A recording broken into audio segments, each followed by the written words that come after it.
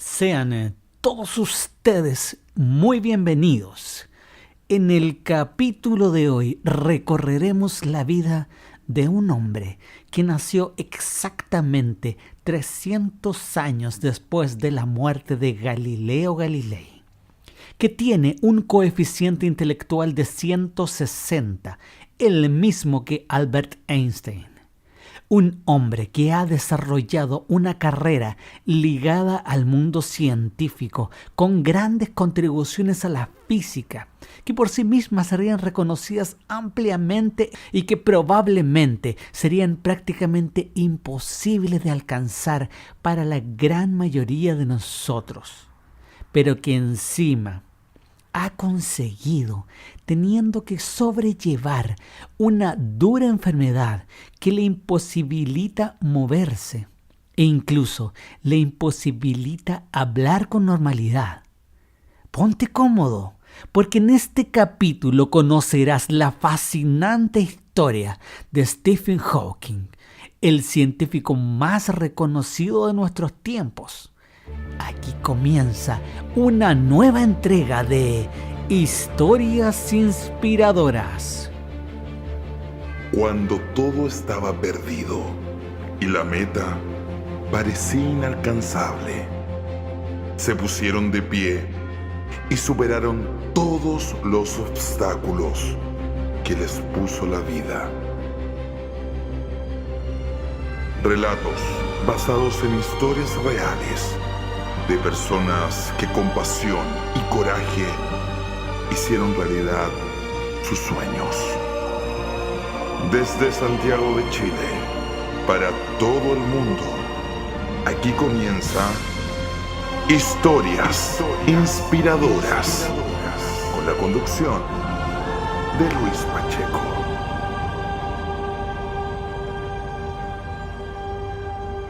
Stephen Hawking nació el 8 de enero de 1942 y creció en St. Albans, una encantadora y pequeña ciudad cerca de Londres.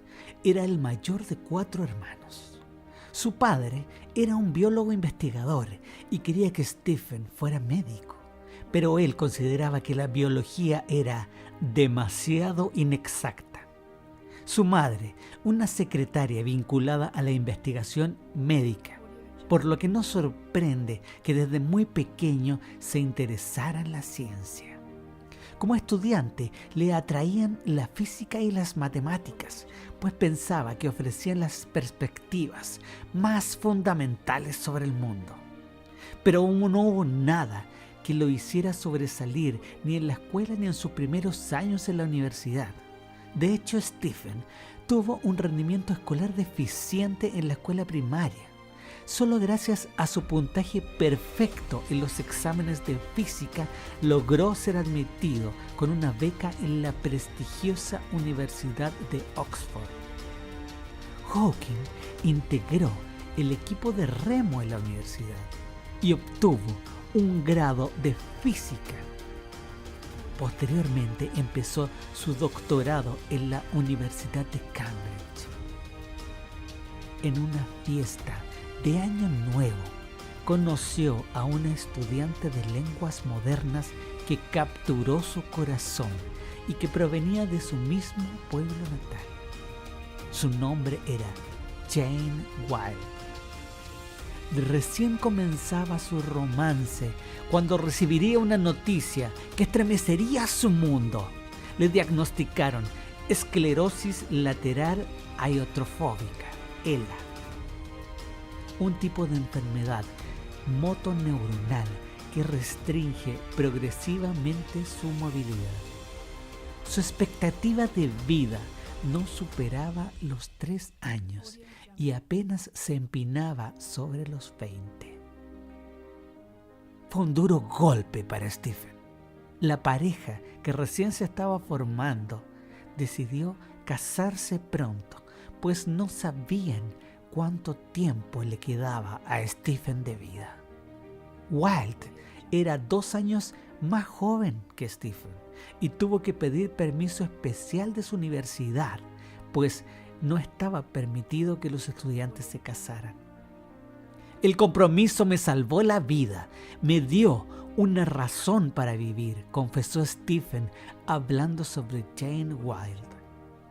Su salud se fue deteriorando rápidamente, por lo que empezó a caminar con un bastón. La enfermedad le dio a Hawking una visión única del mundo. Superó los límites de su discapacidad, entrenando su mente para que funcionara de otra manera. A medida que perdía el uso de sus extremidades, desarrolló una forma de visualizar problemas en su mente para encontrar soluciones sin necesidad de escribir ecuaciones. Algunos de sus colegas opinan que gracias a esta nueva manera de pensar se facilitó mucho sus grandes descubrimientos.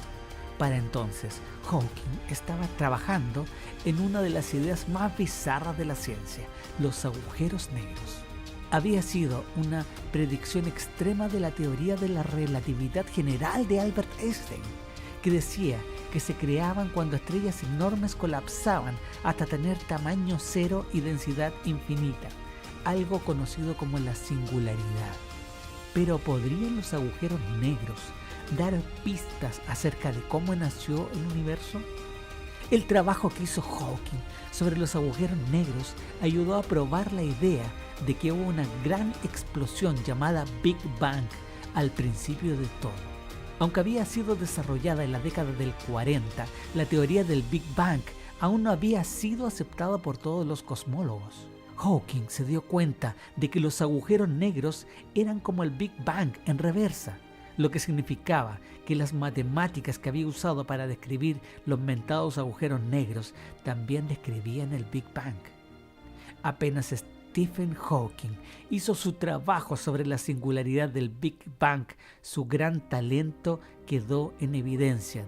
Fue un momento clave para demostrar que el Big Bang realmente había ocurrido. Paralelamente, su cuerpo se deterioraba cada día. La carrera de Hawking estaba recién despegando con estos descubrimientos. Parecía que su vida era en realidad una carrera contra el tiempo y él no pensaba darse por vencido. En el año 1974 seguía en búsqueda de las leyes fundamentales de la física. Hawking se dio cuenta de que los agujeros negros podían servir para explorar el santo grial de la física, una teoría unificada que combinara la relatividad general con la mecánica cuántica. Esas dos poderosas pero incompatibles teorías que describen el universo a una escala cósmica y a una escala subatómica nunca habían podido compatibilizarse entre sí. Los intentos de Hawking de combinarlas produjeron un resultado sorprendente. Él predijo que los agujeros negros debían brillar. Los agujeros negros no son tan negros, declaró Stephen. Este efecto, que causó revuelo en la comunidad científica, es conocido hoy como la radiación de Hawking. Este trabajo solidificó su reputación como uno de los pensadores claves de su generación. De hecho, ese mismo año fue elegido como miembro de la Sociedad Real de Londres a la edad de 32 años, convirtiéndose en una de las personas más jóvenes en tener este honor. Si ya era difícil tener que luchar contra el ELA, que le restringía sus movimientos día a día, aún había algo que le tenía deparado el destino.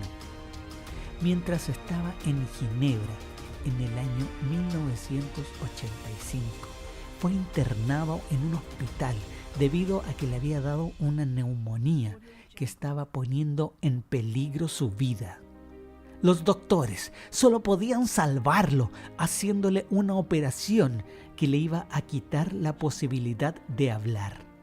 Después de eso, solo podría comunicarse usando sus cejas. Imaginen cómo estaba Hawking, muy acongojado, teniendo que soportar este abrumador diagnóstico, sumado a su parálisis, que restringía cada vez más sus movimientos. Se rehusaba a darse por vencido. Sus amigos le ayudaron a usar un avanzado sintetizador de voz que le dio una nueva y distintiva forma de hablar. Uno de los primeros deseos que expresó una vez que aprendió a manejar este sistema fue que alguien le ayudara a completar un nuevo libro en el que había estado trabajando. En el año 1988, Hawking quería explicar sus teorías al público en general y ganar dinero para poder mantener a su familia mientras su salud se deterioraba día a día. Su libro, Breve Historia del Tiempo, del Big Bang a los agujeros negros, fue un bestseller durante 4 años. El libro estuvo entre los más vendidos en Inglaterra durante 237 semanas seguidas, un verdadero hito para un texto de carácter científico. Hawking piensa que su éxito se debe a que ofrece acceso a la gente común y corriente a las grandes preguntas filosóficas, pero reconoce que el interés humano de su propia historia en realidad fue lo que impulsó las ventas. Se vendieron 9 millones de tomos y Hawking se convirtió en una verdadera celebridad. Su vida se transformó completamente. En el año 1995, después de 25 años de matrimonio y 3 hijos, Stephen y Jane Hawking se divorciaron. La fama y la enfermedad se habían tornado en una carga demasiado pesada para su relación. Él se casó con su enfermera, Elaine Mason. Hawking describió su relación con Mason como apasionada y tempestuosa. Su segundo matrimonio duró 11 años. La razón que dio para que éste se terminara fue la presión por su padecimiento físico. A partir del año 1999, Hawking se transforma en un verdadero ícono de la cultura popular. Fue honrado con lo que muchos consideran como la máxima distinción. Apareció como invitado en una animación de la serie Los Simpson. Posteriormente aparecería en otros 2 capítulos. Para entonces ya era una personalidad tan famosa por sus escritos públicos y cameos como por sus trabajos científicos. Habría presentado un documental, El universo de Stephen Hawking. Había aparecido en Star Trek, La Nueva Generación. Había prestado su voz distintiva para un álbum de Pink Floyd. Y además apareció en la serie The Big Bang Theory. En el año 2004, su trabajo sobre agujeros negros continuó. Se le ocurrió una nueva y audaz idea respecto a la cuestión si estos violaban las leyes de la física. Una de las ideas que apuntaban a la teoría cuántica es que las propiedades físicas de las partículas subatómicas llamadas información no pueden ser destruidas. Durante años, Hawking argumentó que los agujeros negros no destruían información, pero nunca había podido demostrar cómo. En una conferencia en que todo el mundo estaba esperando una defensa desafiante de sus ideas, Hawking sorprendió a todos dando un giro radical en su discurso. En su nueva y controvertida teoría, mencionó que la información de los agujeros negros no era destruida por estos, sino que era transmitida a otros universos. Cumple 67 años y la Universidad de Cambridge lo invita al retiro, como lo exigen sus reglas. Deja el cargo de profesor. Para entonces, Hawking ya no podía usar su mano para operar la silla de ruedas y solo podía comunicarse moviendo los músculos de su mejilla para controlar su sintetizador de voz. No obstante, anunció que seguiría trabajando en sus estudios. Aunque no podía ocuparse de las responsabilidades administrativas que le corresponden a los científicos más veteranos, podía seguir haciendo lo que mejor hace, pensar. Asumió un nuevo cargo en la universidad y continuó publicando sus escritos en las principales revistas especializadas. En el año 2010, publica el libro El Gran Diseño, Hawking nuevamente sorprende, esta vez respecto a su búsqueda de la teoría del todo. Predice que hay muchos universos y que no hay una teoría de todo para describir nuestro universo en particular. Propone que las leyes de la física son distintas en los diversos universos. En el nuestro da la casualidad de que las condiciones se prestan para que haya vida. Las conclusiones de la teoría M disgustaron a mucha gente que ha pasado la vida en búsqueda de la teoría del todo, pensando que el universo es uno solo. Algunos físicos desestiman la teoría M, diciendo que no es más que una especulación. Sigue usando su anticuado sintetizador de voz, a pesar que ya existen versiones mejoradas. Se ha convertido en mi marca y no la cambiaría por una voz más natural con acento británico, explicó. En el año 2014, Hawking sigue avanzando en popularidad. Se estrena la película La teoría del todo, protagonizada por Eddie Redmayne, quien fue honrado con un Oscar por esta actuación.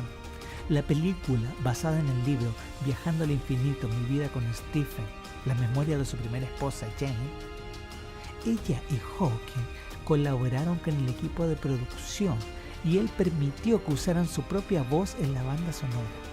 Hawking mismo alabó el film y dijo que había quedado difícil distinguir entre las fotografías de cuando joven y las de Redmayne.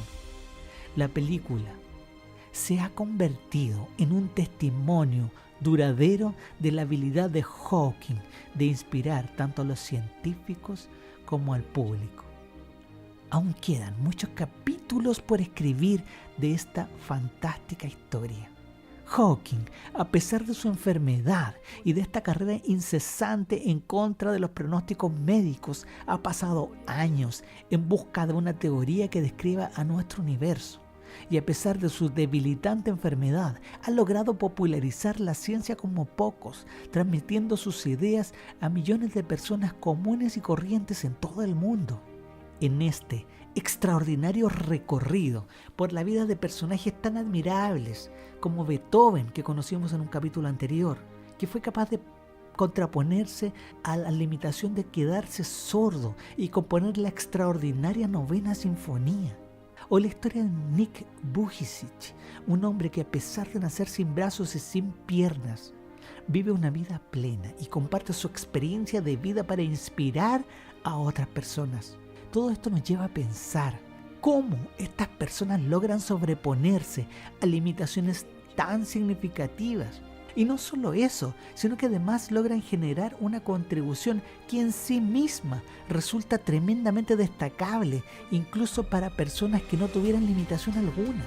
Sin duda, un ejemplo que nos demuestra que cuando se tiene pasión y coraje, no existen los imposibles. Agradezco a nuestra auditora, Julia, por haber sugerido esta apasionante historia para nuestro programa. Y los invito a todos ustedes a ponerse en contacto con nosotros a través del correo electrónico lpachecop@gmail.com para proponernos aquella historia que te gustaría escuchar en nuestro próximo episodio. Me despido, esperando que tengan una semana fantástica y nos volveremos a encontrar en 7 días más con una nueva historia inspiradora. Chao.